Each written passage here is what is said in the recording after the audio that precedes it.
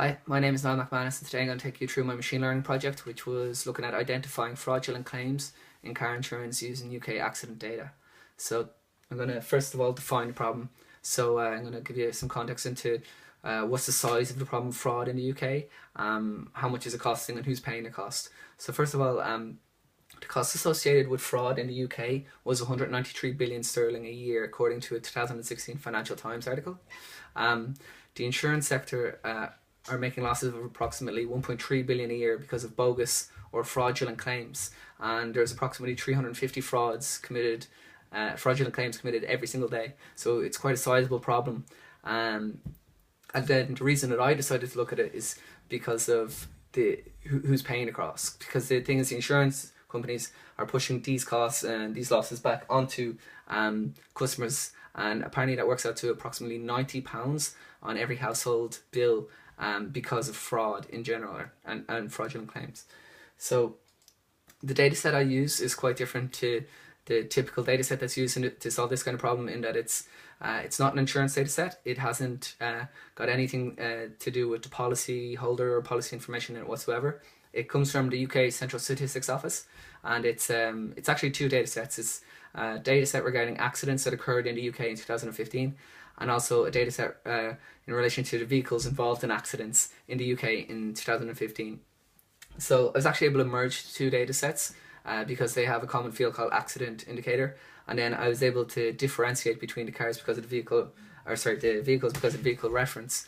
Once I'd merged the data sets, I had 250,000 observations for 2015, relating to about 140,000 accidents. There's no variable in there for fraud, so instead what I tried to predict was the severity of the accident.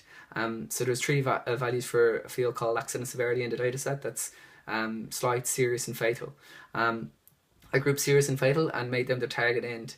The idea being that if I could predict whether or not an accident was serious or fatal based on the data, then it could be used as an indicator as to if someone was making an exaggerated claim. So if you plugged in the information regarding the accident that occurred, and the model told you that the likelihood of the accident being serious was very low, and the claim said that it was a serious accident, it would be a good indication that maybe you should investigate that particular claim in case it was fraudulent. So I've outlined some of the features that were in the data set. Specifically, there was vehicle type, road surface conditions at the time of accident, like conditions. Then there's like vehicle age. There's also the driver age, the driver gender, whether or not it occurred in an urban or rural area. So then once I had my data set, my approach was first of all to merge the accident details and the vehicle information. And then I wanted to carry out some data analysis, so get to understand the data. I wanted to do feature selection to identify which are the features that are most likely to be predictive in my model, do the machine learning or modeling aspect of it, and then ultimately do some testing and validation on the model to make sure that it is performing the way I think it is. So the three techniques I decided to use were logistic regression, decision tree, and support vector machine. So in the data understanding element, what I did first of all was I plotted the different variables on frequency charts. So I did a frequency chart for all the variables within the data set, and I had a look at what values were most common for that particular variable. So this was good in that if I identified any variable where it was like 100% one value, then obviously that's not going to give you any information if you put it into a model, so it's useless.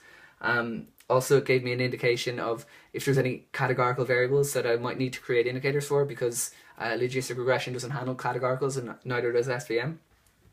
But ultimately, while that gives you a good sense of what the data looks like, it doesn't really tell you if that variable is likely to be predictive. So that's why I decided to do a 100% stacked bar chart.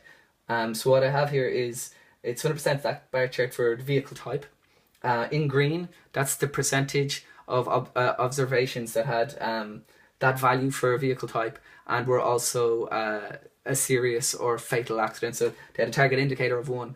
So when I plotted them against each other like that, what I could do is I could have a look and see anytime there was more green than the average distribution of target indicator within the dataset. So that was approximately 14.5% of the observations had a target indicator equal to 1. So anytime that figure was greater than 14.5%, it was a good indication that particular variable could be predictive in my model. So that worked for the vast majority of my variables, because there was a lot of categoricals. But the issue came when I tried to use when I tried to plot certain variables like vehicle age and driver age. Because there's so many distinct values, it just didn't result in a very meaningful chart. So instead, what I did was I plotted a box plot, where the two box plots are where target indicator is 1 and target indicator is 0. So obviously, as you know, a box plot shows you the distribution of that variable. And what I did was I looked at it and compared to see if there was a significant difference between the distributions between the target and the non-target. It would be a good indication that perhaps this variable could be used as predictive input into my model. So once I had the data understanding done, next was to take my modeling approach to it. So I'll just go through this shortly. The software I used was Python. I used the function scikit-learn within Python to do my modeling. And I also used Excel for the data cleansing at the beginning, because there was a significant amount of data cleansing for these data sets, because they're not actually modeling data sets. They're taken off the CSO website, and I had to adapt them for this.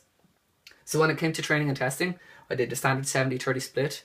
But as I mentioned previously, I have an imbalanced data set in that my target indicator only makes up about 14.5% of the observations. So what was happening was my model was performing really poorly. So I decided to undersample the non-target observations for training. This would give my models a better chance of being able to predict the target features.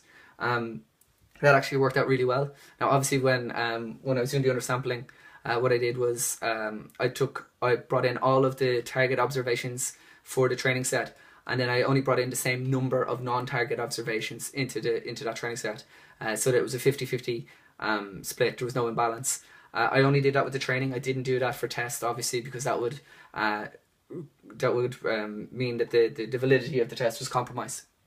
Then for feature selection, obviously I used the data understanding and analysis that I've already taken you through. I also used recursive feature elimination, whereby you can state the number of features that you want in your final model, and then what it will do is it will reduce the variables based on, I believe they'll reduce the variables until it has that number of variables, and it reduces them based on the least important variable each time. That approach to feature selection is called backstepping, I believe. So while that was quite useful, it didn't really give me the models I was looking for. So then I had another look and I found recursive feature elimination cross-validation. So what that does is you stipulate what your scoring metric is. So you could use accuracy or precision or ROC, area under the curve. And then the model will it'll iterate through the models, adding and removing features until it gets the model with the best accuracy, if you selected accuracy or scoring metric or whatever scoring metric you've used. Then for the modeling techniques, I've already mentioned, I use logistic regression, decision tree, and support vector machine. So the final models, I had 3 models in the end, one for each. For the logistic regression, I found that 42 of the 45 input variables went into the final model.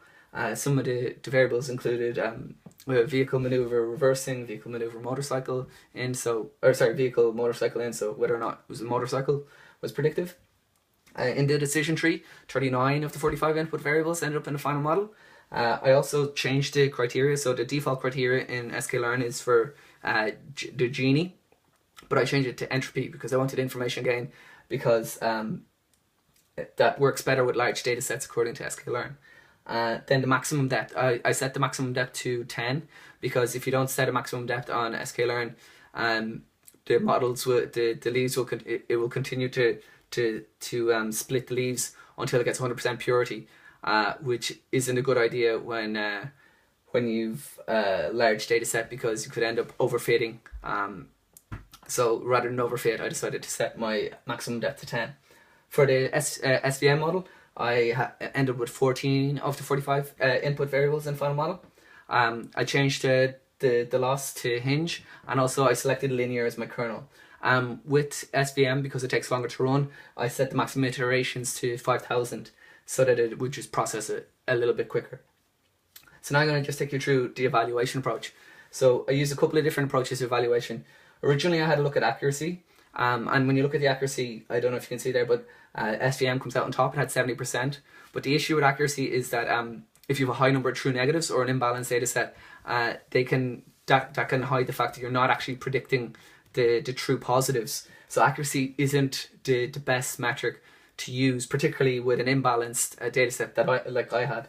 So as well as that, I had a look instead at the ROC area under the curve. So this gives you a better idea because it tells you what your percentage is for your true positive rate versus your false positive rate. So how good is your model at distinguishing between the ones and the zeros? How many false positives are you predicting for every true positive?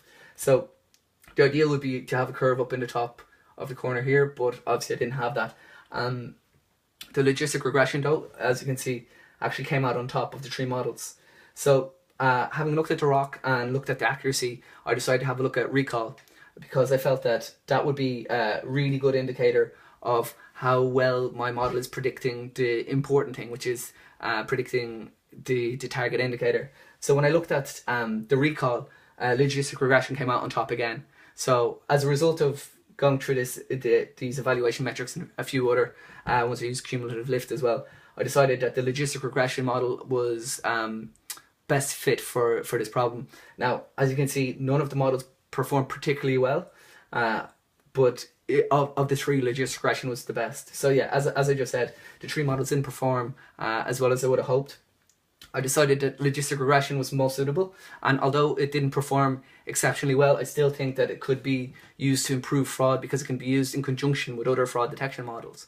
So it could be used for like improving time efficiencies. So what you could do is you could automatically feed the information regarding an accident into my model, and it will give you a probability. You could check the probability instead of the indicator, and if the probability is very high for it having been a serious accident, then the chances are it isn't a fraudulent claim. But if you're seeing really low probability of it being a serious accident, you could investigate that further using one of the other models. Yeah, in conclusion, I kind of see this model, rather than being used as instead of other fraud detection models, I see it as supplementary. So thanks for watching.